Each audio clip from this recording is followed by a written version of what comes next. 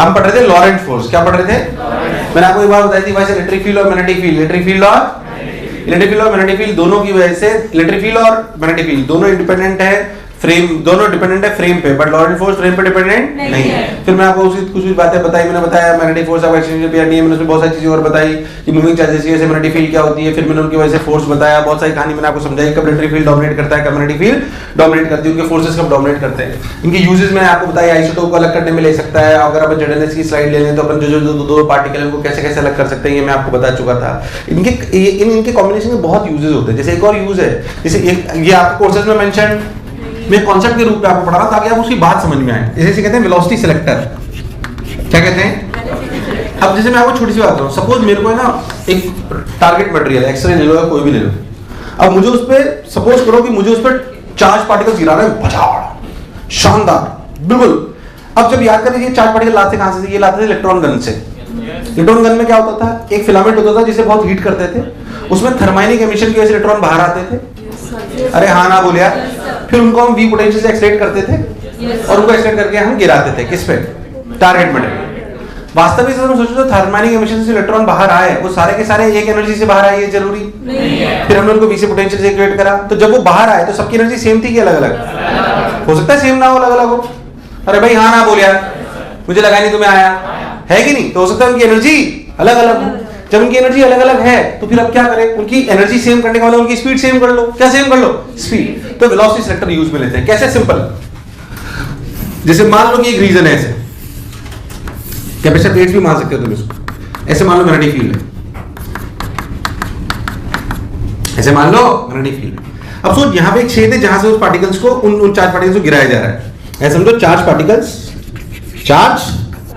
Particles with different speed. ये समझ में आ रहा है कहां से आ रहे हैं? Charge particles with different speed. अब सोचते हैं यहां पे मान लीजिए कि अगर ये कैपेसिटर की प्लेट है तो ऐसे इलेक्ट्रिक फील्ड भी हो सकती है, हो सकती है कि नहीं हो सकती? मैग्नेटिक फील्ड भी और इलेक्ट्रिक फील्ड भी है, मैग्नेटिक फील्ड भी और इलेक्ट्रिक फील्ड भी। तो सोच के देखो इसमें क्यू ही लगेगा। क्यू किधर किधर? नहीं किधर किधर? क्यू ही नीचे, क्यू भी सब लोग बोलेंगे क्यू ही किधर लग रहा है? नीचे। और क्यू भी किधर लग रहा है? अगर आप बहुत ध्यान दे लो तो क्यू ही लग रहा है नीचे और क्यू भी किधर लग रहा है? बिल्कुल सही बात। आपको नहीं लगता बैलेंस हो सकता है? आपको नहीं लगता बैलेंस हो सकता है? हो सकता है। जिनके लिए बैलेंस हो गया Q equal to Q V, सोच के देखो उसका क्यू क्यू मर गया, बचा v बराबर e बाई v। इन वाली वेलोसिटीज के पार्टिकल के लिए सीधा चलेगा बिल्कुल, क्योंकि इस पे नेट फोर्स 0 है। बेकार रेस्पॉन्स। इन पे नेट फोर्स। बाकी मान लीजिए जिसकी रफ्तार ज्यादा है वो ऊपर निकल लेगा, जिसकी रफ्तार कम है वो सिर्फ सीधा कौन आएगा इस छेद से बाहर? सिर्फ वो वाले चार्जेस जिनकी वेलोसिटी क्या है? This is velocity selector. और सिर्फ इसी रफ्तार के पार्टिकल हम टारगेट पे गिराएंगे। अरे भाई साहब, सिर्फ इसी रफ्तार के पार्टिकल हम। So it is one of the uses. इसमें सवाल आ सकता है, आपको डराया जा सकता है, कोई रॉकेट साइंस नहीं है, डरो मत। रॉकेट साइंस नहीं पढ़ाई जा रही है, बट ये सब यूज आ सकता है जो आपके नॉर्मल से फिनोमेना में। मुझे चार्ज पार्टिकल चाहिए विद यूनिफॉर्म स्पीड, तो ये लगा लो। बाकी सब हो सकता है इधर चलेगा, इधर चलेगा, इसको कलेक्ट करने के बहुत सारे मेथड होते हैं अलग अलग, और भी बहुत सारी बात होती है। जब पार्टिकल पूरा यहाँ से आता है तो हमेशा बिल्कुल सीधा ये जरूरी नहीं, तो थोड़ा सा टेढ़ा आता है तो हेलिकल पाथ लेता है। तो एक HCl में सवाल भी है आपके, देखना आप, शायद छोड़ो उसको बोल नहीं रहा हूँ। यहाँ से अपना सीधा पार्टिकल आया तो बोलो क्या वेलोसिटी सिलेक्टर का काम करा? यार बेकार रेस्पॉन्स। जिनकी रफ्तार ज्यादा थी वो कहाँ निकल ली है? ऊपर। जिनकी कम थी वो कहाँ निकल ली है? नीचे। सिर्फ वो वाले पार्टिकल्स हमारे पास बाहर है जिनकी रफ्तार कितनी थी? e by v। क्या मैं e बाई v को चेंज कर वेलोसिटी की रेंज चेंज कर सकता हूँ? अरे सिंपली e बाई v तो है यार। क्या चीज है ये? e by v। e by v, बस सीधे निकल आया। क्या वेलोसिटी सिलेक्टर का मतलब समझ आया? Write whatever you want to write. इसका पर्पस इतना ही, पर्पस इतना ही है, बहुत छोटी सी बात, पर अपने को समझ में आनी चाहिए ना भाई। उतार लिया क्या? वेलोसिटी सिलेक्टर क्या काम आता है बोलो, क्लियर है? अगर आप ध्यान देखो तो वेलोसिटी सिलेक्टर में q इक्वल टू qv, क्या नेट फोर्स 0 हो गया? नेट फोर्स क्या हो गया? नेट लॉरेंट फोर्स 0 हो गया। उसमें कोई शक वाली बात नहीं।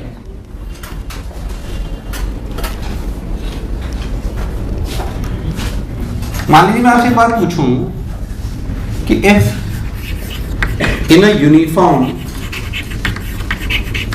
electric field and magnetic field, if in a uniform electric field and magnetic field net force on a moving charge is zero,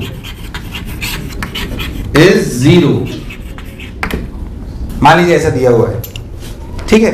ये uniform electric field magnetic field है, उसमें मूविंग चार्जेस पे नेट फोर्स क्या है? बेकार है, suppose क्या है? जीरो। बोलो क्लियर है? और अगर ऐसा है तो मैं आपसे पूछूं कि क्या ये कंडीशंस मस्ट है? Electric field must be perpendicular to magnetic field, electric field must be perpendicular to velocity vector, magnetic field must be perpendicular to v vector, all the three must be perpendicular to each other.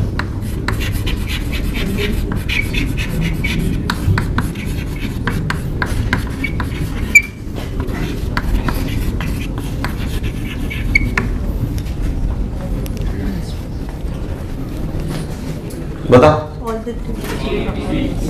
Multiple correct हो सकता है सवाल multiple correct हो सकता है, सवाल multiple correct हो सकता है, बोलिए सब लोग बोलेंगे सवाल मल्टीपल करेक्ट हो सकता है, बोलिए।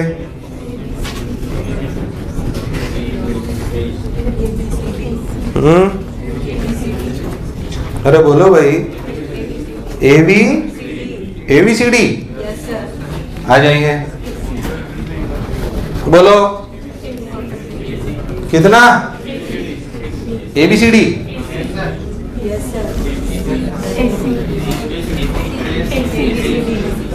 कंफ्यूज ही आ गए हो तुम लोग। चलो बोलो, एक के साथ कितने लोग हैं? अनीता के साथ, बसंती, चंपा, डॉली, ये पीछे वाले किसी साथ है भाई? ये क्यों भाई? आंसर बोलो अपना। ए के साथ कितने लोग हैं? बी, सी, डी के साथ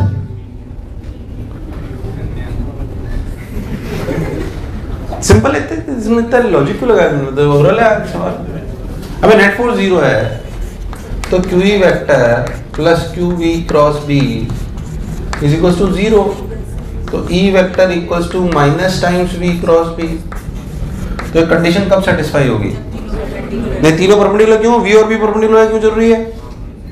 E पर का पक्का परपेंडिकुलर होगा V के, E पक्का परपेंडिकुलर होगा B के, पर V और B परपेंडिकुलर है, ये जरूरी नहीं, खत्म। तो इसमें क्या हुआ?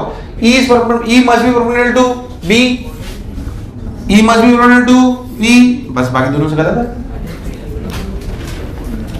ऐसे में समझ नहीं आया मैंने क्या कराया यार? अरे कभी तो आना बोलो। अबे तू सोच, इस B को कोई ऐसे लेना जरूरी था क्या? सोच, इस B को मैं टेढ़ा लेता, हुई B का एक कंपोनेंट इधर आता और एक कंपोनेंट, हमें तो B वर्टिकल वाले से मतलब है, हमें क्या मतलब जो अलोंग द स्पीड है। तो आपको सिंपल लॉजिक समझ में आ जाएगा, QE vector plus QV cross B equal to 0, तो E vector equal to minus B cross B। तो ये कंडीशन होनी चाहिए जब नेट फोर्स जीरो हो। ये कंडीशन होनी चाहिए जब फोर्स जीरो हो। ये होने के लिए क्या मस्ट है? E must be equal to B, E must be equal to B।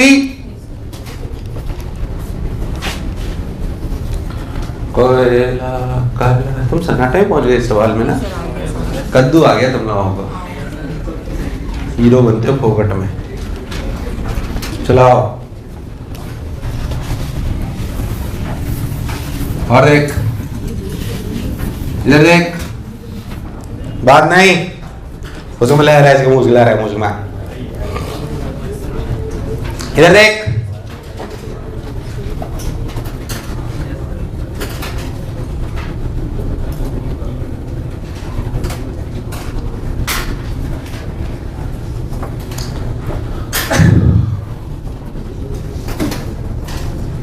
Next बात अपन सिंपल सी सुने तो अपने को समझ आएगा कि अभी तक जो मैंने सवाल करे उसमें बहुत ध्यान से देखो अपने को। तो एक जो बेसिक सी बात करी अपन ने, उसमें इलेक्ट्रिक फील्ड और मैग्नेटिक फील्ड के बेसिक चर्चा करी। इलेक्ट्रिक फील्ड और मैग्नेटिक फील्ड की थोड़ी सी और चार्ज पार्टिकल्स की उसमें एनालिसिस करते हैं। मान लीजिए कि इलेक्ट्रिक फील्ड और मैग्नेटिक फील्ड पैरेलल हैं, electric field parallel to magnetic field, तो क्या क्या हो सकता है समझें।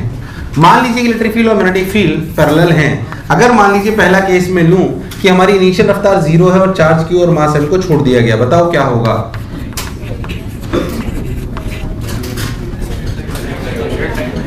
तो मैं दूर तक कुछ समझ नहीं आ रहा भाई साहब, बोलिए। इलेक्ट्रिक फील्ड और मैग्नेटिक फील्ड अगर पैरेलल है, बोलिए क्या होगा। E0 एंड B0 क्या होगा, बोलिए।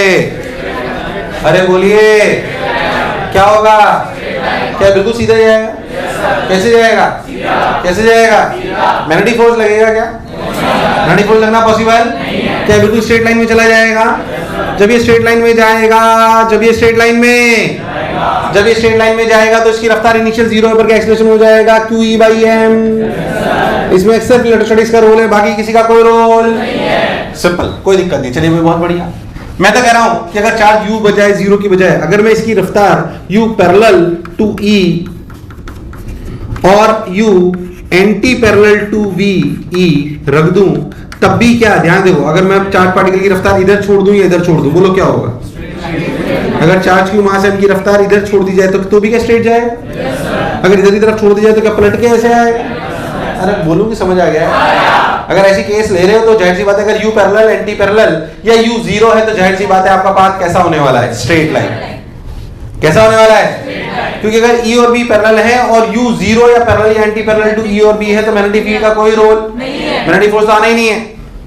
मैग्नेटिक फोर्स तो आना ही नहीं, उसमें क्या ऐसी चिंता करने वाली बात है। और आगे चलते हैं, देखिए मान लीजिए कि अब मैं ऐसा बोलता हूं कि मेरा E और B है पैरेलल, मेरे E और B है पैरेलल E0 एंड B0 पर मान लीजिए कि आपका U is perpendicular to E vector, ऐसे चार्ज Q मास M ऐसे बच, बोलो क्लियर है।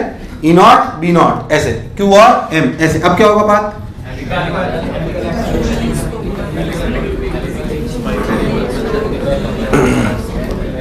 ये U क्या कराएगा, U क्या कराएगा, U के सर्कल कराएगा, कराएगा कि नहीं कराएगा। क्या U इज परपेंडिकुलर। अगर U और सिर्फ मैग्नेटिक फील्ड होती तो क्या सर्कल करता, पर आगे किसकी वजह से जाएगा, इलेक्ट्रिक फील्ड। किसकी वजह से, क्या इलेक्ट्रिक फील्ड हमेशा इस पे एक फोर्स लगा रही है। इलेक्ट्रिक फील्ड हमेशा इस पे, यार आवाज, इलेक्ट्रिक फील्ड हमेशा इस पे फोर्स लगा रही है। सबने बोला ठीक, मैंने ही बोला ठीक। वो आगे की तरफ इसको ले जा रहा है, आगे की तरफ ले जा रहा है, तो फिर से सोच कि ये सर्कल करेगा और ये आगे ले जाएगा, पर ये आगे जाते हुए इसकी रफ्तार कांस्टेंट है कि बढ़ रही है। तो सोच पिच बढ़ रही है घट रही है, पिच याद है कि भूल गया है। अच्छा बोलो, समय के साथ रेडियस बढ़ रहा है घट रहा है, रेडियस बढ़ रहा है घट रहा है, कांस्टेंट है। क्योंकि इस u की स्पीड में कोई चेंज, जो चेंज आ रहा है वो इधर आ रहा है, यस और नो। तो इसमें रेडियस तो कांस्टेंट है। रेडियस की वैल्यू कितनी है, mu/qb कितनी, या mv/qb जो आपको मानना मान लो, वैसे भी मान लेता हूं। लो भाई साहब, ये ऐसे आ गया। अगर ध्यान देखो तो ऐसे करेगा, पैपे करूंगी, समझ आ गया है। तो ध्यान से देख तो पिच बढ़ रही है, तो ध्यान से देख तो पिच बढ़ रही है ऐसे खुपच। ध्यान से देखो तो आपको और बात समझ में। Basically this is helical path with increasing pitch, helical path with increasing pitch, helical path with increasing pitch. कोई आपसे पिच 1, पिच 2, पिच 3, पिच 4 पूछ ले तो भी आपके लिए कोई खास बात नहीं। जब टाइम पीरियड क्या अभी भी 2πm/qb है। यार बहुत ही बेकार रिस्पांस आ रहा है, मैं आपसे, तुम्हें समझ आ रहा है कि नहीं आ रहा। क्या इलेक्ट्रिक फील्ड इसको आगे ले जाने में रोल प्ले कर रहा है, क्या मैग्नेटिक फील्ड इसको सर्कल घुमाने में रोल प्ले कर रहा है, कोई दिक्कत वाली बात। टाइम पीरियड 2πm/qb में आपसे बोलूं व्हाट इज पिच 1,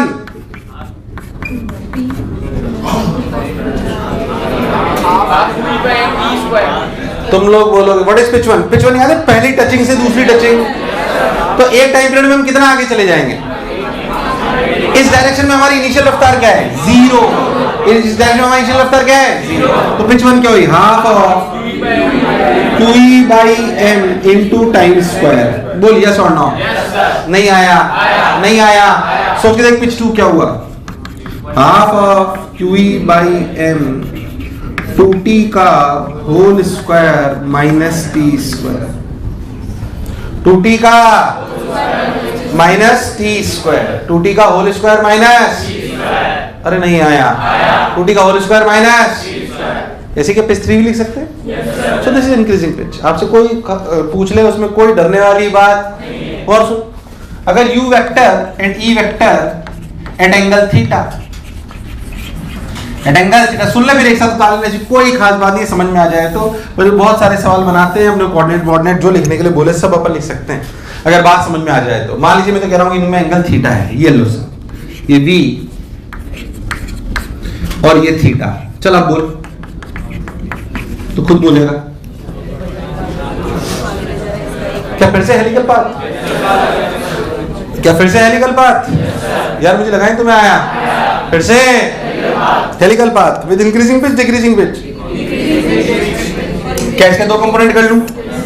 इसके दो, कितना? v cos थीटा और v cos थीटा और v sin थीटा। कोई बुराई वाली बात? सो v cos थीटा और v sin थीटा। बताओ कौन सर्कल कर रहा है? v sin theta. r equals to mv sin theta by qb। नहीं आया। mv sin थीटा बाई, पक्की बात। और v cos थीटा क्या करेगा? v cos थीटा क्या करेगा? क्या आगे ले जाएगा? कहां ले जाएगा? सोच लो, आगे ले जाएगा। बहुत बढ़िया साहब, ध्यान से देखो। तो फिर से ऐसी बात एंड सो ऑन। अगर मैं आपसे बोलूं तो रेडियस के लिए आगे, टाइम पीरियड के लिए अभी भी 2πm/qb है। मुझे लगा ही नहीं तुम्हें आया। अगर मैं आपसे बोलूं पिच 1 क्या है, तो आपके पिच 1 का आंसर होगा v cos theta into T plus half of qe/m into T square. मुझे लगा ही नहीं तुम्हें आया। क्या आप पिच 2 भी लिख सकते हैं? मैं डायरेक्ट लिख रहा हूं, तुम्हें समझ नहीं आ रहा। भाई यहाँ तक का टाइम पीरियड t, यहाँ का टाइम पीरियड 2t, तो क्या 2t माइनस t वाली दूरी? 2t माइनस, नहीं आया नहीं आया नहीं आया। ध्यान से देख, मैं पिच 2 डायरेक्ट लिख रहा हूँ, शायद तुझे समझ में आ जाए।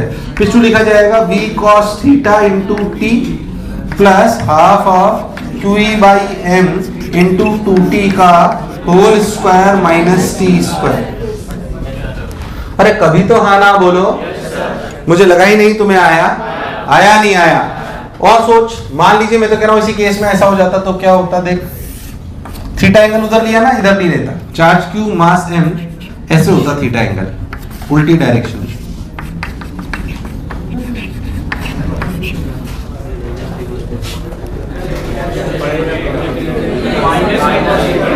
बताओ क्या होगा? आपको लगता है पहले पीछे जाएगा फिर वापस? पता है कैसे जाएगा?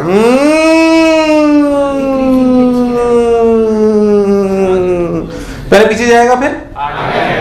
अरे भाई साहब, पहले कहां जाएगा? पीछे। पिच घटेगी और फिर वापस। तुझे मेरी बात समझ आई कि नहीं आई? ऐसे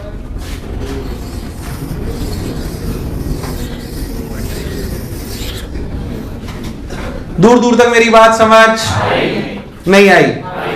पहले तो क्या पूरी इलेक्ट्रिक फील्ड और मैग्नेटिक फील्ड अगर पैरेलल हो तो पूरी पीएचडी आपके सामने बनी हुई है। सवालों की कोई कमी नहीं है। कोऑर्डिनेट लिख के मैं आधा घंटा एक सवाल पे निकाल सकता हूं, आधा घंटा, क्योंकि कैलकुलेशन है प्योर। पर है यही जो मैंने आपको बोला है। पहले था जो मैं बोला चमका। मैं एक और चीज आपको बता देता हूं, ध्यान सुनो। जैसे मान लीजिए आपने एक केस में, इसको ले लें ओरिजिन, इसको ले लें एक्स एक्सिस, इसको ले लें वाई एक्सिस, और इधर अपनी जेड एक्सिस। बोलो क्लियर? आपसे पूछा जाए कि फाइंड स्पीड व्हेन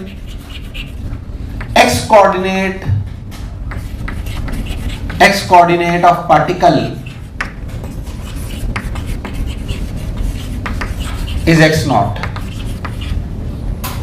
आपसे पूछा गया कि पार्टिकल की स्पीड क्या होगी जब उसका x कोऑर्डिनेट क्या हो, तो कैसे करोगे? आपसे पूछा गया क्या है उसकी स्पीड होगी जब उसका x कोऑर्डिनेट x0 होगा।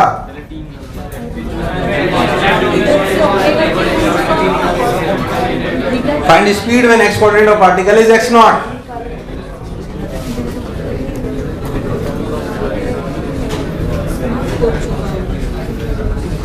Find speed when x coordinate. एक लाइन में आंसर ला सकते हैं, बढ़िया सॉल्यूशन है। सुन मेरी बात, इसमें याद रखना है फॉर्मेट। जब इलेक्ट्रिक फील्ड और मैग्नेटिक फील्ड लगता है तो वर्क डन कौन करता है? मैग्नेटिक फोर्स तो वर्क ही नहीं करता भाई साहब। जब भी इलेक्ट्रिक फील्ड, लॉरेंट फोर्स के सवाल आए तो एक बात याद रखें, कौन कार्य करता है, इलेक्ट्रिक फील्ड की मैग्नेटिक फील्ड? मैग्नेटिक फील्ड तो कार्य नहीं करता, तो परपेंडिकुलर है वो तो।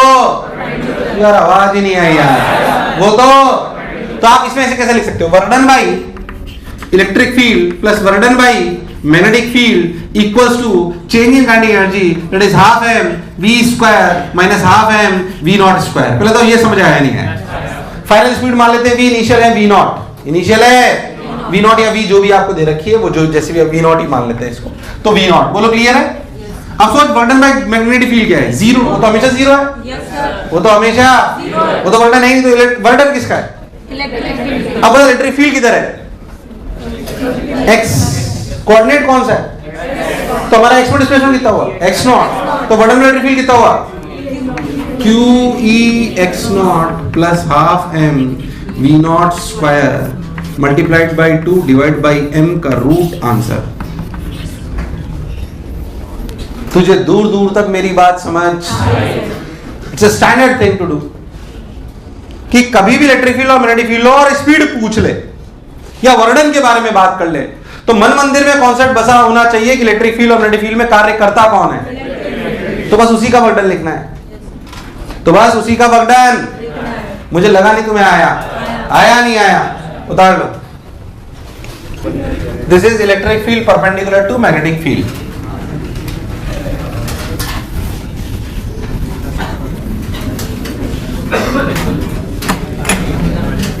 नेक्स्ट सुन,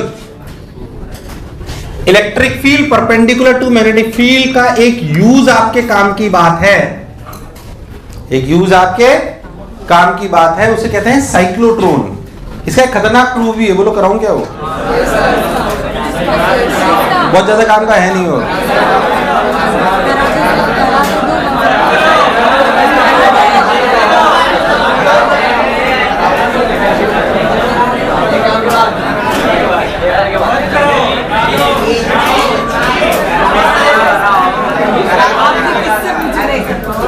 मैं खुद से ही पूछ रहा हूँ, कराऊं नहीं कराऊं। अगर electric field perpendicular to magnetic field होता है ना, पार्टिकल को रेस्ट से छोड़ दिया जाए तो इसका पास साइक्लॉइड होता है। वो वाला साइक्लॉइड जो याद है अपन ने रोटेशन में घुमाया था, प्योरोलिंक जब पार्टिकल करता था, याद है साइक्लॉइड पाथ करता था? कुछ नहीं याद है? अगर आपने कोई भी चीज प्योरोलिंक करी तो क्या जो बॉटम मोस्ट पॉइंट होता था वो क्या, कौन सा पाथ देता है? साइक्लॉइड। अगर एक इलेक्ट्रिक फील्ड और मैग्नेटिक फील्ड परपेंडिकुलर और यूनिफॉर्म और उसमें अगर एक चार्ज पार्टिकल छोड़ दिया जाए तो उनका पाथ साइक्लॉइड होता है। साइक्लॉइड पाथ का प्रूफ होता है खतरनाक। मेरे को करा देता हूँ, चलो। फंस गए तो मैं जिम्मेदार नहीं हूँ। वैसे बहुत ज्यादा काम का है नहीं, टाइम पास करेंगे। चलो पढ़ लो, तुम लोग पढ़ो, तुम्हारे बारे में करा दो। ध्यान देखते हैं, थोड़ा साथ देना पड़ेगा क्योंकि कैलकुलेशन उसमें थोड़ी ज्यादा इधर उधर हो गए तो आंसर मैच ही नहीं करना।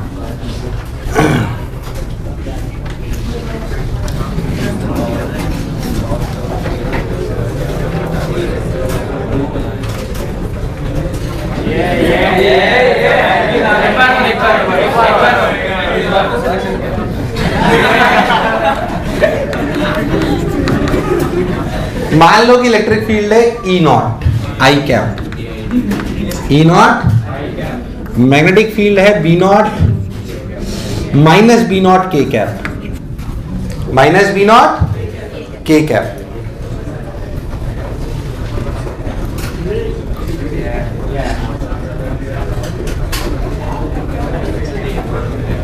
ठीक है।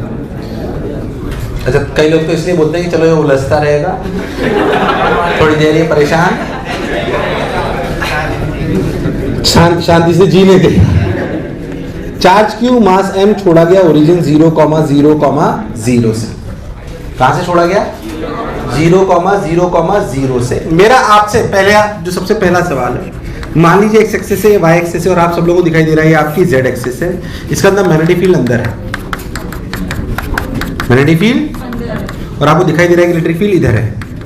मुझे पहली बात ये बताइए कि 0,0 से जब पार्टिकल छोड़ा जाएगा वो कैसे घूमेगा, या मुझे वो तो बताइए, हमने साइक्लॉइड की तरह चलेगा वो, चलो छोड़ो वो नहीं पता, मुझे बस इतना बताओ कि उसके चलने का प्लेन क्या होगा। 3D में नहीं चलेगा, चलेगा वो एक प्लेन में। प्लेन बताओ,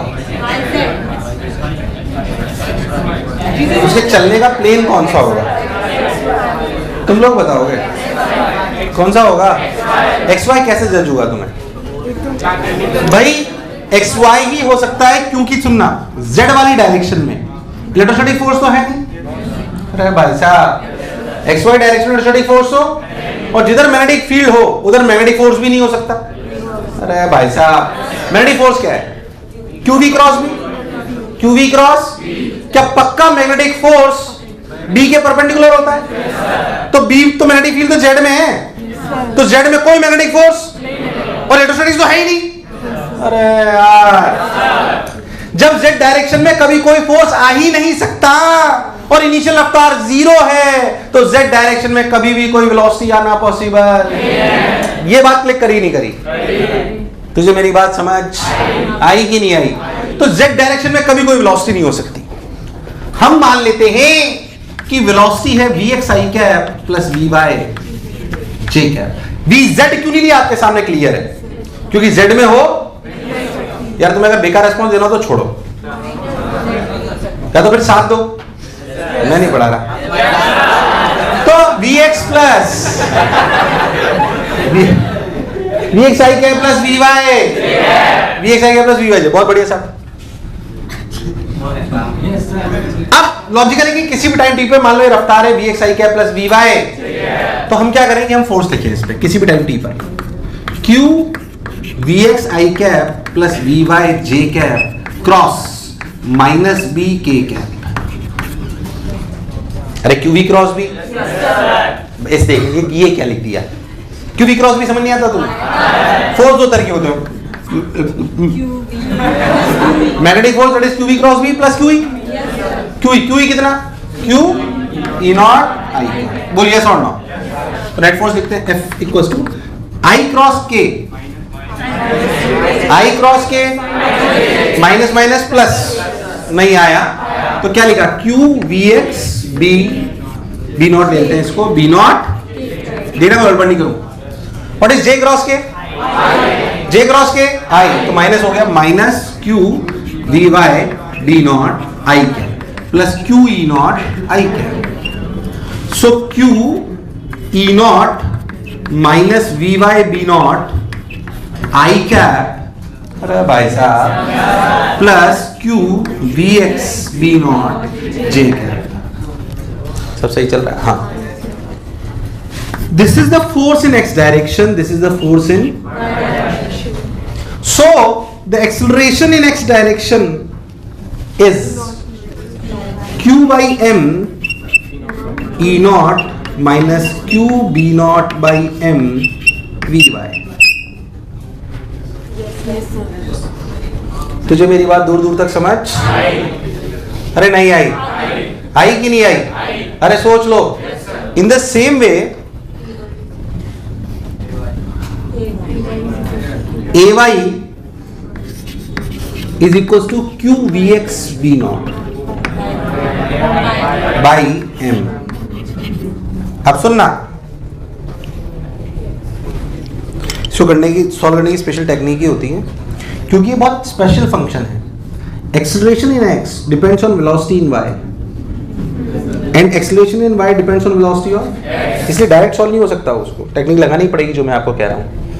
स्पेशल इक्वेशंस आती हैं। अरे भाई साहब तुझे मेरी बात समझ? देख acceleration in x depends on what and acceleration in y depends on what. नहीं आया, इसलिए थोड़ी स्पेशल टेक्निक होती है। इनको कैसे करते हैं? तो इसको लिख सकते हैं, सही कर रहा हूँ ना? हाँ, dvx by dt, dvx by, और ये क्या है? इसको एक और बार डिफरेंशिएट करो, d by dt of 1, d by dt of 1 करोगे तो आएगा d square vx by dt square equals to ये 0, अरे भाई साहब, और ये minus Q B not by M, देखना मैं गड़बड़ नहीं करूं, D V Y by D T and D Y by D T put from 2, ये 2,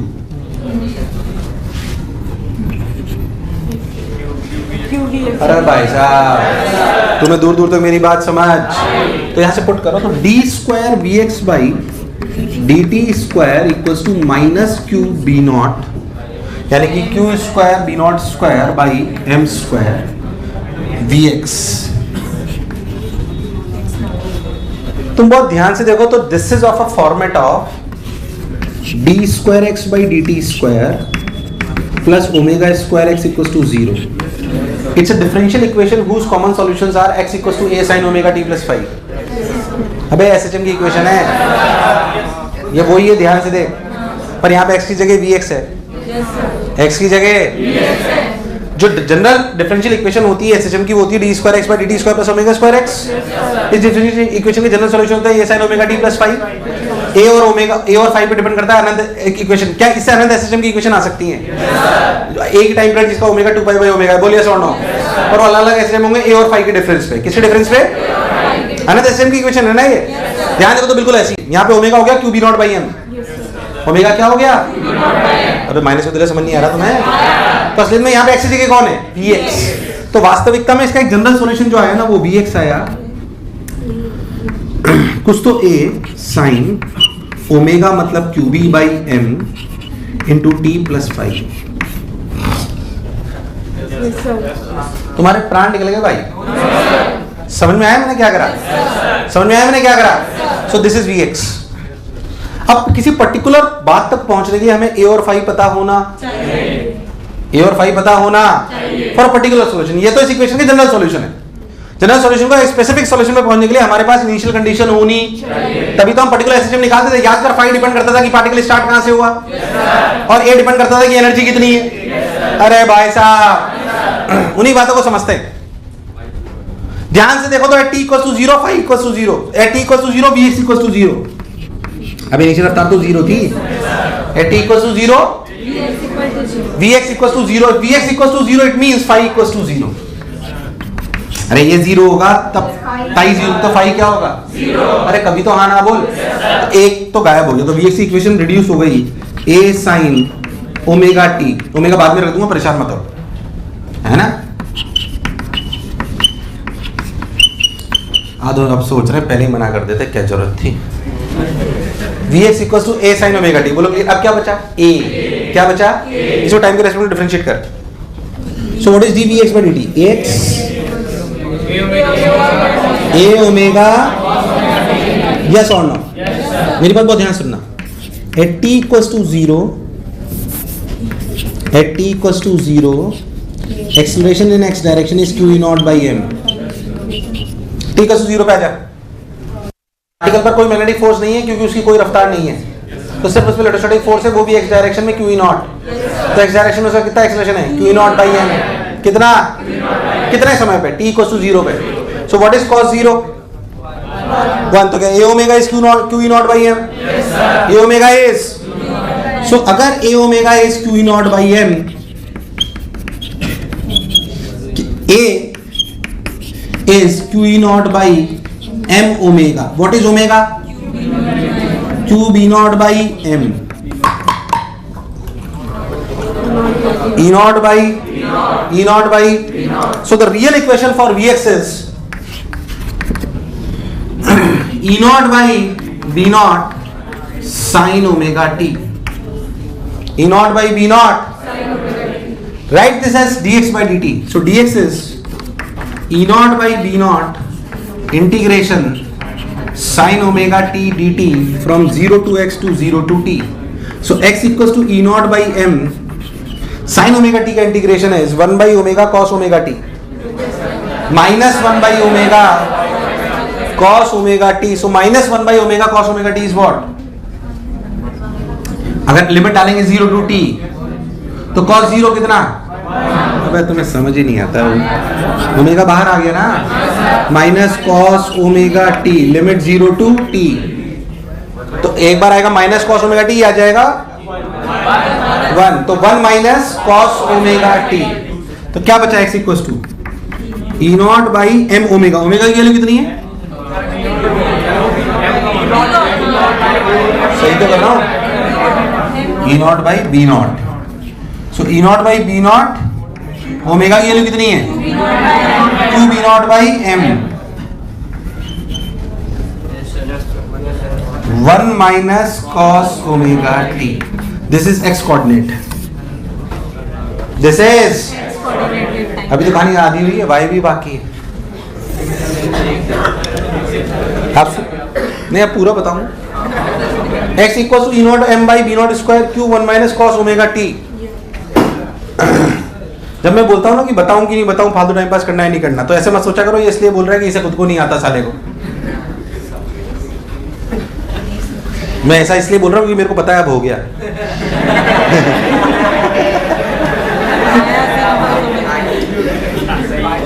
सही है. पहले समझ आया नहीं आया? अब y कोऑर्डिनेट कैसे निकलेगा? एक मिनट रुक जा. x आ गया ना, vx कहाँ आया था अपना? वो रहा. vx की वैल्यू यहाँ रख दो. vx की वैल्यू यहाँ रखो 2 में. Put vx in 2. देना कर नहीं करूं. Put vx in 2. उधर देख. dvy by dt equals to q b nought by m e nought by b nought sine omega T. b nought ने b नॉट को उधर dt ले जाओ तो dvy equals to q e nought by m integration sine omega T dt 0 to t 0 to vy. So vy is nothing but q e b naught by m omega 1 minus cos omega t. This is vy. This is. अब dvy को क्या लिखें? Sorry, vy को क्या लिखें? dy by dt.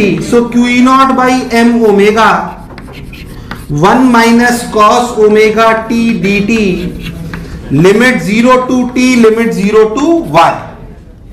So y is q e naught by m omega t minus cos का sin omega t by omega. बस. तुम्हें मेरी बात समझ? अब ध्यान देखना जो कह रहा हूं. ये x कोऑर्डिनेट है, y कोऑर्डिनेट. ध्यान देख. x कोऑर्डिनेट नाच रहा है क्योंकि ये cos ओमेगा t है. cos ओमेगा t की वैल्यू कितनी है? -1 से. जब 1 होगा तो 0 और जब -1 होगा तो 2 टाइम्स. तो x की मैक्सिमम वैल्यू क्या हुई? x कभी भी इससे ज्यादा होना पॉसिबल, जबकि y कंटिन्यूसली बढ़ रहा है. देख y, ये दोनों इक्वेशन उसकी हैं. किसकी? साइक्लॉइड की. इसमें साइक्लॉइड ऐसे नाचेगा और ये x मैक्स है. जैसे x मैक्स की वैल्यू वहां से आएगी वो देख 2 e not m by v not square Q.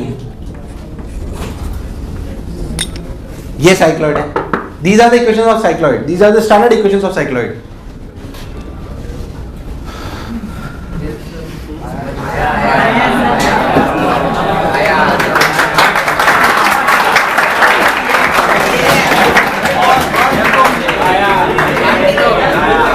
कई लोग पूछ रहे हैं उतारना भी है क्या? ऐसे ई बाई बी का एक ऐसे मतलब ठीक है, आपको वैसे याद होना चाहिए. प्रूफ ज्यादा परेशान होना, एक अच्छा सवाल के रूप में, टफ के रूप में करा दिया मैंने. E naught by B naught basically जब भी परपेंडिकुलर हो तो पाथ को अगर पार्टिकल छोड़ा जाए तो उसका पाथ कैसा होता है? साइक्लॉइड. कैसा होता है? ऐसे ई और बी परपेंडिकुलर तो उसका एक अच्छा यूज भी होता है जो बहुत काम की चीज से बोलते हैं साइक्लोट्रॉन. क्या बोलते हैं? साइक्लोट्रॉन. मैं उसकी कोई मेकिंग है उस तरह की बात नहीं कर रहा हूं, मैं उसके बेसिक फंडे को बात कर रहा हूं.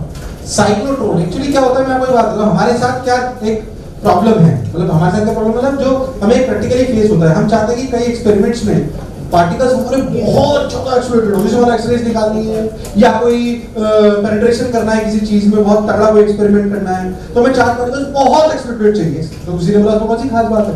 क्यों नहीं एक्सेलरेट करने का क्या तरीका? अरे पर बहुत ज्यादा अगर एनर्जी चाहिए तो वी बहुत बड़ा होना एक लिमिट से थोड़ी है हमारे पास.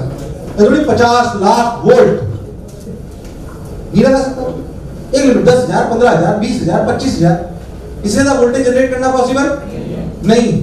हमारे लिए एक लिमिट क्या है उसकी, तो हम एनर्जी भी एक क्यू भी एक हद तक ही ला सकते हैं और उसको मेंटेन करना अगर भी हम बड़ा एस्टेब्लिश भी कर लेते तो उसका वो अपने आप में एक बहुत बड़ा टास्क है. तो उस दिक्कत से हमें दूर कौन करता है? साइक्लोट्रॉन. कौन करता है? मेरा वाली कौन करता है? साइक्लोट्रॉन. साइक्लोट्रॉन क्या करता है उसको ध्यान समझो आप. साइक्लोट्रॉन पहली बात एक हमें ऐसा सेटअप है जो हाईली एनर्जाइज्ड चार्ज पार्टिकल्स देता है, हाईली एनर्जाइज्ड चार्ज पार्टिकल्स देता है फॉर डिफरेंट एक्सपेरिमेंट्स और for different bombardment, that is a different aspect. पर वो हमें देता है कैसे, वो मैं आपको समझाता हूं। हमारी तकलीफ फिर से मैं आपको बताता हूं ये थी कि अगर मैं किसी भी एक चार्ज पार्टिकल को चार्ज क्यू या मास m जो भी हम ले रहे हैं, अगर उसमें इलेक्ट्रिक फील्ड ऐसे लगा दी जाती है और यहाँ पे उसका वोल्ट 0 और b वोल्ट है, तो जब वो यहाँ से चलता है तो उसकी यहाँ पे एनर्जी हो जाती है qv। क्या हो जाती है? पर तकलीफ ये थी कि हम v कितना बड़ा करें, तकलीफ ये थी कि हम कितना बड़ा करें। किसी ने ऐसा सोचा कि यार क्यों ना सोचिए qv इसको मिल गई, काश ऐसा होता कि कोई इसको वापस यहाँ छोड़ देता, तो क्या फिर qv मिल जाती? तो कितनी हो जाती? 2qv। फिर एक बार और कर देता तो अगर कोई घुमा कैसे छोड़ देता तो क्या बात बनती? दिमाग ठनका। घुमाने का काम कौन कर सकता है? Magnetic field. और एनर्जी देने का काम कौन करती है? Electric field. अरे भाई साहब, घुमाने का काम कौन कर सकता है? Magnetic field. और एनर्जी देने का काम कौन कर सकती है? इसी को सोच के साइक्लोट्रॉन बनाया गया है। इसी को सोच के साइक्लोट्रॉन क्या करा गया, उसके सेटअप को बेसिक को समझो। उसमें ये दो चीजें होती है, बोलते हैं डीज। ऐसा समझो डीज जो है, ऐसे तो डीज जो है एक मेटल की बनी हुई है जिसके अंदर ऐसे समझो मैग्नेटिक फील्ड एग्जिस्ट कर रही है पर इलेक्ट्रिक फील्ड एग्जिस्ट नहीं कर रही है। आप बहुत ध्यान समझे, डीज कहते हैं इनको। क्या कहते हैं? डीज। आप ऐसे समझे कि इस पूरे रीजन में ऐसे मैग्नेटिक फील्ड है।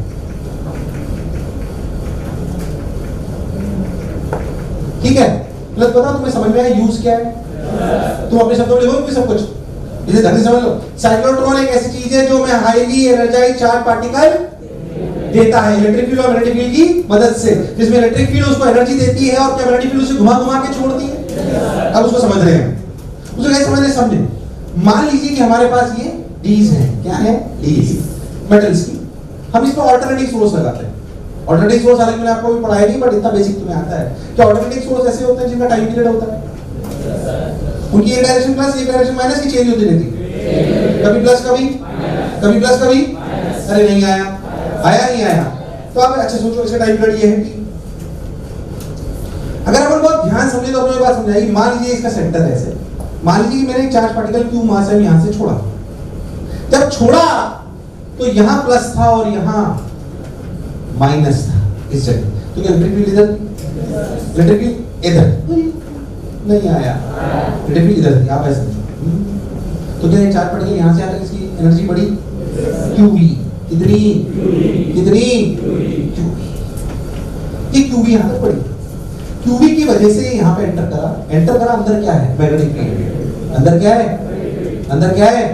अंदर मैग्नेटिक फील्ड। मैग्नेटिक फील्ड जैसे इसने सभी सर्कल करा, क्या करा? बेकार रेस्पॉन्स। क्या करा? ये रेडियस कितना याद कर, mv/qv और mv को लिखते थे 2mqv/mv/qp। कुछ याद आ रहा है? अरे भाई साहब हाँ ना तो बोल। जितनी देर में बाहर आया उसमें टाइम कितना लगा? टाइम लगा πm/2v। अच्छा, खूबसूरती ये है कि time period independent of v है, इसलिए साइक्लोट्रॉन बना पाते हो आप। खूबसूरती ये है कि टाइम पीरियड तो यहां से लेकर 2πm/qv होता है, आधा लिया है। 2πm/qv होता है पर आधा लिया। समझ में आया? सो दिस इज टाइम जो यहां से लेकर यहां तक क्रॉस करेगा। खूबसूरती ये है कि वेलोसिटी पे डिपेंड, इसलिए फिक्स रहता है। इसी के टाइम पीरियड को ध्यान रखते हुए हम ऑल्टरनेटिव सोर्स के टाइम पीरियड को सेट करते हैं। जितना टाइम पीरियड ये है उतना ही है, जितनी देर ये प्लस चलेगा उतनी देर में घूम के आएगा, फिर वापस ये क्या हो जाएगा? माइनस। तो जब ये यहां से यहां पहुंचेगा ना तो ये क्या हो जाएगा? प्लस, और ये क्या हो जाएगा? माइनस। फिर एक्सीलरेट होगा, बेकार रेस्पॉन्स। क्योंकि खूबसूरती है कि टाइम पीरियड इतना ही, तो हम उसी टाइम पीरियड की फ्रीक्वेंसी को इसके साथ मैच करा देते हैं। तो जब वो प्लस तो ये भी प्लस, और जब वो माइनस तो ये भी माइनस। तो हमेशा उसको एनर्जी मिलती है, हमेशा उसको एनर्जी मिलती है। तो वैसा वैसे सोच, यहां पे एनर्जी कितनी थी? qv। यहां पे कितनी है? 2qv। अरे कितनी है? अब रेडियस उतना ही ना बढ़ गया।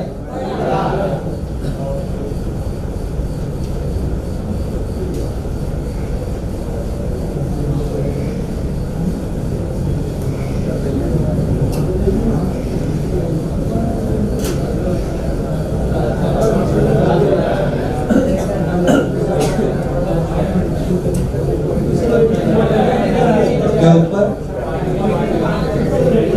पार्टिकल का ऊपर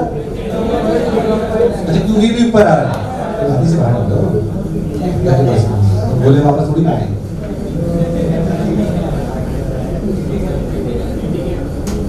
कल ये बोला क्या कर लिया? रो मत, मतलब जो बोला चलता। अरे नहीं आया, अरे हाँ ना तो बोल। That is how it works. और तू ध्यान दे तो R1 इतना है, देख R2 कितना है, under root of 2n 2qb by qb। R3 बोल 2n 3qb by qb। तू बहुत ध्यान से देख तो R2 minus R1 कितना है? R2 minus R1 है root 2n qb by qb into root 2 minus 1। और R3 minus R2 क्या है? This root 3 minus root 2। तो ध्यान से देख डिफरेंस घट रहा है, ध्यान से देख डिफरेंस। इसलिए शुरुआत में मैंने डिफरेंस ज्यादा लगाया, समय के साथ कम करता गया। अरे भाई जैसे जैसे चक्कर बढ़ेंगे वैसे वैसे पास पास। वो फायदे का सौदा है कि नहीं है? वन ऑफ द, ये बहुत अच्छी चीज यूज की जाती है एक्सपेरिमेंट में, cyclotron. Highly charged, highly energised charge particles अगर चाहिए तो उसको कौन देता है? साइक्लोट्रॉन। और क्या फंडा समझ में आ रहा है? It's a major use of electric field and ये सब यूजेस में सवाल आ सकते हैं। साइक्लोट्रॉन, वेलोसिटी सिलेक्टर, आइसोटोप्स को अलग करना, मेजर यूजेस है इनके, तो इनमें सवाल आ सकते हैं। कोई खास बात नहीं, मतलब ऐसे इन पे सवाल नहीं आ सकते। तो जो मैं बोला चलता तुम्हारे प्राण पखेरु जो बोर्ड पे लिखा है उसके अलावा 2-5-10 लाइन तुम्हारे खुद के द्वारा लिखी जानी चाहिए। साइक्लोट्रॉन क्या यूज करता है, कैसे काम करता है, सब।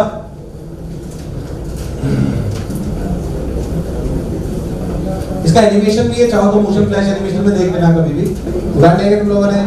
तो this is cyclotron, this is cyclotron. तो ये कहानी थी लॉरेंट्ज फोर्स की। फिर मैं कह रहा हूँ लॉरेंट्ज फोर्स की कोई सीमा, फिर भी मैंने आपको लिमिट से ज्यादा ही पढ़ाया आपके लिए। बाकी कोई सीमा नहीं, लॉरेंट्ज फोर्स रियली में इंटरप्रिटेशन लॉरेंट्ज फोर्स ही है। इसकी कहानी को अपन यही रोकते हैं, जितना पढ़ाया मोर देन सफिशिएंट है आपके लिए।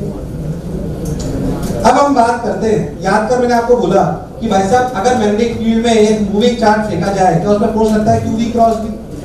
यार बेकार रिस्पांस, क्या लगता है? फिर मैंने बोला यार मूविंग चार्ज से अगर फोर्स लगता है QV क्रॉस B, तो हमने बोला कि भाई साहब असलियत में बाहर चल रहा है, उसमें पता पड़ा कि अगर एक मूविंग चार्ज मूव कर रहा हो तो उसकी वजह से मैग्नेटिक फील्ड भी जनरेट थोड़ी और अकल लगे। अब हमने सोचा यार जब मूविंग चार्ज पर फोर्स लगता है मैग्नेटिक फील्ड में तो करंट कैरिंग वायर में तो चार्ज ही दौड़ते हैं। बेकार रिस्पांस, करंट कैरिंग वायर में तो चार्ज ही दौड़ते हैं। तो अगर एक करंट कैरिंग वायर की वजह से क्या मैग्नेटिक फील्ड है ये नहीं पढ़ रहे हो, वो तो पढ़ चुके। करंट कैरिंग वायर से क्या मैग्नेटिक फील्ड है ये तो, पर अगर एक करंट कैरिंग वायर को मैग्नेटिक फील्ड में रख दूं तो उसमें फोर्स लगना चाहिए क्योंकि उसमें कौन दौड़ रहे हैं? चार्जेस। तो वो अब हम पढ़ेंगे। तो लिखें force on a current carrying wire, force on a current carrying wire in a magnetic field, force on a current carrying wire in a magnetic field, force on a current carrying wire in a magnetic field, force on a current carrying wire in a magnetic field। Simple सा proof अपन समझ लेते हैं। मान लीजिए आपको बोला जाए कि अपना मजबूत मरा, मान लीजिए कि आपका ऐसे मैग्नेटिक फील्ड है, बात नहीं, ध्यान सुन लीजिए जो कह रहा हूं। मान लीजिए आप किसी मैग्नेटिक फील्ड है, मैग्नेटिक फील्ड में मान लीजिए छोटा सा वायर है, ऐसे पतला सा DL, ऐसे थोड़ा सा मोटा बना रहा हूं मैं, इसकी लेंथ DL ही है। मैं DL को स्ट्रेट नहीं ले रहा हूं क्योंकि मैं किसी भी बड़े वायर का बहुत छोटा सा हिस्सा ले रहा हूं। आप ऐसे समझो, अरे कभी तो आना बोल, ऐसा आप समझे ढंग से। तो मान लीजिए मैं छोटा सा DL वायर लिया है, अपना DL वायर इसमें करंट दौड़ रहा है ऐसे I, कितना दौड़ रहा है I। DL वेक्टर में तो इधर अपनी मैग्नेटिक फील्ड है। अगर आप बहुत ध्यान देंगे तो याद करो जितने भी चार्ज पार्टिकल्स होते हैं उसमें हम करंट लिखा करते हैं I बराबर NEAVD, I बराबर। याद कर हमने क्या समझा था कि जब भी हमें पढ़ना होगा तो हमने मान लीजिए इसमें सब सिपाही की तरह खड़े हुए और कितनी रफ्तार से दौड़ रहे हैं, ड्रिफ्ट वेलोसिटी कितने से। और आसान करने के लिए हमने पॉजिट्रॉन मान लिया था। क्या मान लिया था? जब भी याद करो तो क्या कहानी कुछ और ही थी और सब जगह सेटल हो जाती है, कोई टेंशन वाली बात नहीं। तो हम ये मानते हैं कि चार्ज पार्टिकल्स में जो अपना चार्ज पार्टिकल्स हैं, जो अपने चार्ज पार्टिकल हैं, तो मान लीजिए अपना पॉजिट्रॉन ऐसे दौड़ रहा है और उसकी रफ्तार कितनी VD, एक है दो है बहुत सारे हैं। n क्या हुआ करता था? Number of free charges per unit volume. क्या is the area of cross section, is the area of जो छोटा सा पार्टिकल है एलिमेंट है, इधर अपनी ड्रिफ्ट वेलोसिटी और बीम एंगल 90। तो अगर हम सिर्फ इस चार्ज एक चार्ज पार्टिकल की बात करें पॉजिट्रॉन की, तो क्या BD क्रॉस B ऊपर, तो क्या इस पे फोर्स लगा EVDB, कितना लगा EVDB is the force on one particle, is the force on, ऐसे बने कि बहुत सारे, क्या सब पर ऊपर लग रहा है, सब पर, तो आपको नहीं लगता कि नेट फोर्स ऊपर की तरफ होगा, वो चुपचाप होगा। नंबर ऑफ पार्टिकल्स क्या होंगे, नंबर ऑफ पार्टिकल्स पर यूनिट वॉल्यूम इनटू वॉल्यूम, तो लिखा गया NaDl। पहले समझो ये क्या चीज है, N is the number of free charges per unit volume, dl is the volume, so these are the positrons present in this dl segment, फिर बेकार response, yes or no, so NaDl into EVDB, ये सबको clear हुआ कि नहीं हुआ, बस अब क्या था, व्हाट इज NeAVD, I, तो नेट फोर्स कितना आया IDLV, बेसिक IDL, अगर मैं DL को L ले लेता तो क्या IL भी लिख देता, अगर मान लीजिए स्ट्रेट वायर सीधा ले लूं, अरे भाई साहब आना बोल, तो इसे क्या लिख सकता हूं ILV, अभी समझने के लिए L ले लो ताकि तुम्हें थोड़ा सा ठीक लगे और कोई खास बात नहीं है, बाकी वो DL से अपने आप समझा ILV। पर आपको नहीं लगता है स्पेशल केस है जब वायर बिल्कुल, तो क्या L और B में एंगल 90 है, L और B में एंगल ऐसा होनी जरूरी, तो अगर हम जनरलाइज करें, क्या करें, अगर हम जनरलाइज करें तो हमें समझ में आएगा कि force on one positron can be written as EVD cross B, EVD की डायरेक्शन उधर है जिधर करंट है, VD की डायरेक्शन उधर है जिधर करंट है, और नेट फोर्स क्या है, F नेट क्या है, NaDl, NaDl या NaL जो आपको लिखना, DL से ले जाओ ताकि मैं उसे स्ट्रेट मान सकूं, तुझे मेरी बात समझ, तो NaDl EVD vector cross B vector, तुम्हें बात समझ आ रही है नहीं, क्या बहुत बेकार रिस्पांस। अब ध्यान समझना, VD और DL, अगर मैं DL को वेक्टर बनाऊं तो DL की डायरेक्शन वही होगी जो VD की होगी, क्योंकि VD की वही है जो करंट की है, और जो करंट की होती है वही DL की होती है, तो मैं इसे ऐसे नहीं लिख सकता NeAVD DL vector cross B vector, अरे भाई साहब तुझे मेरी बात समझ, व्हाट इज NeAVD, तो वास्तविकता में नेट फोर्स क्या है IDL cross B,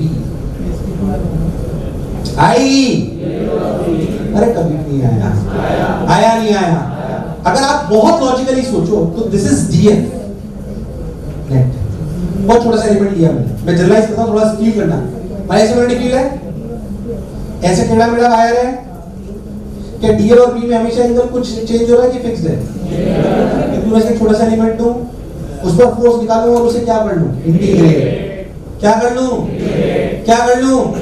so DF net is this, so F net is basically IDL vector cross B vector का इंटीग्रेशन। अरे भाई साहब आप ऐसे सब पढ़ सकते हो IDL क्रॉस B का इंटीग्रेशन, DL छोटा छोटा, क्योंकि वायर हमेशा सीधा हो ये जरूरी, पर एक छोटा एलिमेंट हो तो उसे सीधा ले सकता हूं, इसलिए जो मैंने पढ़ा वो बिल्कुल, अरे कभी तो हाँ ना बोल। अब अगर तुम ध्यान समझे तो एक बात और समझ आएगी, अगर हम ये मान ले जो 90% केसेस में होगा, if B vector equals to constant, 95% cases, in fact 99% cases, जब B क्या हो, बेकार है, जब B क्या हो, जैसे मान लो मैं समझूं ऐसे वायर है, पर जैसे ऐसे ही लेते हैं, अगर B कांस्टेंट है पर वायर ऐसे देखना, टिक चेक, समझ आई, ये L1, ये L2, ये L3, समझने के लिए बोलता है, आपको नहीं लगता F नेट ऐसे होगा, I L1 cross B vector plus I L2 cross B vector plus I L3 cross B vector, चूंकि B कांस्टेंट है, can this I L1 vector plus L2 vector plus L3 vector cross B vector, what is L1 vector plus L2 vector plus L3, क्या this is displacement vector joining initial point and final point? So this can be written as I L vector cross, जो आप generally किताबों में पढ़ते हो। पर ये तब होता है जब भी वेरिएबल होगा तो बेसिक से जाना पड़ेगा। अगर भी वेरिएबल होगा तो, पर 99% सवालों के लिए क्या रटोगे? I L cross B, where L is the displacement vector joining initial point and, तुझे मेरी बात समझ, where L is the displacement vector joining initial point and, तुझे मेरी बात समझ। आपने I L क्रॉस B पढ़ा है, मेरे को याद है ना? बट आई एल क्रॉस भी कब लगाते हैं, कैसे लगाते हैं, किन कंडीशन में लगाते हैं, ये हमें क्लैरिटी होनी। अब उतार जो भी तो अच्छा लगा। So I L cross B में L is the displacement vector joining initial point and final point when B is constant.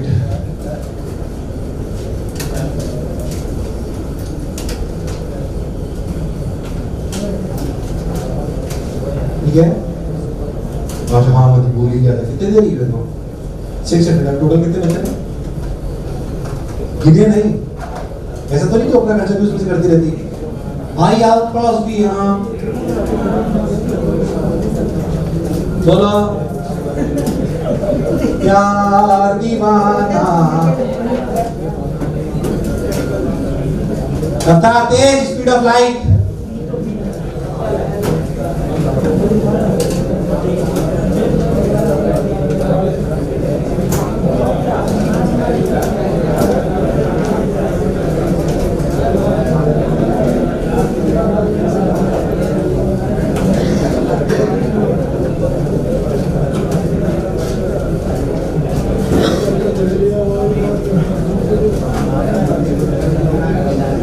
बताओ इसमें फोर्स बताओ। वायर में ऐसे टेढ़ा मेढ़ा वायर है, 2,3 से स्टार्ट हो रहा है, 5,7 तक जा रहा है।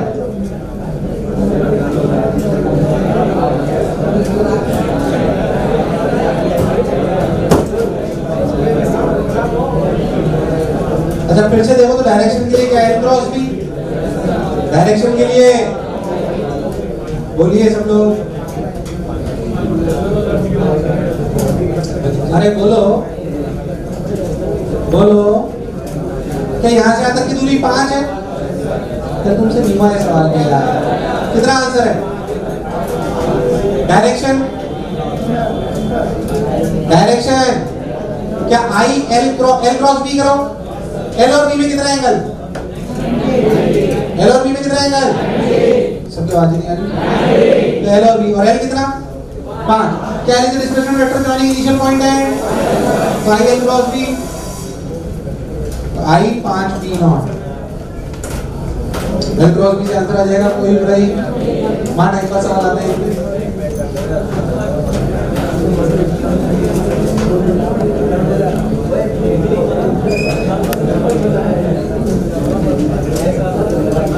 Semi circle radius R, magnitude B not.